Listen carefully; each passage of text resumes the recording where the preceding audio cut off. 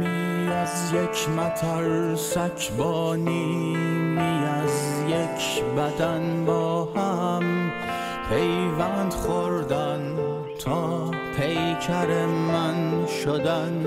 کلاغا هر روز از نیمی از من میترسن، والله خورها شب روی نیم دیگه میرقصن. سال هاست من حامی گندم های تو بودم، به زندگی برای تو خوب کرده وجودم.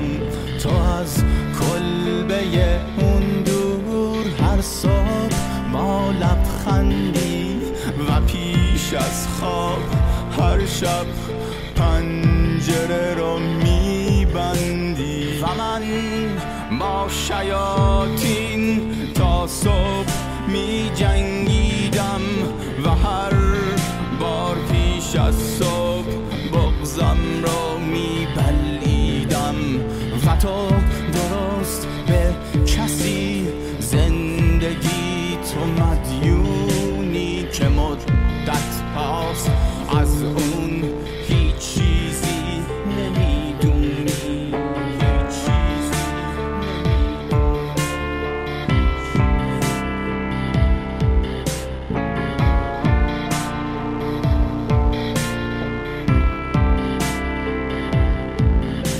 سال هاست زندانی آزادی تو هستم، قهرمان و قربانی از این دو واژه خستم. سال هاست پوست گرمی رو با شوق نبوسیدم، مدت هاست که توی آب صورتمو ندیدم. دلم برای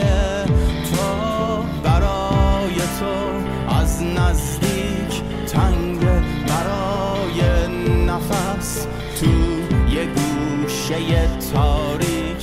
دلم برای عشق، دلم برای خواب، دلم برای سیب، دلم برای آب، دلم برای زن، دلم برای تن، دلم برای من، دلم برای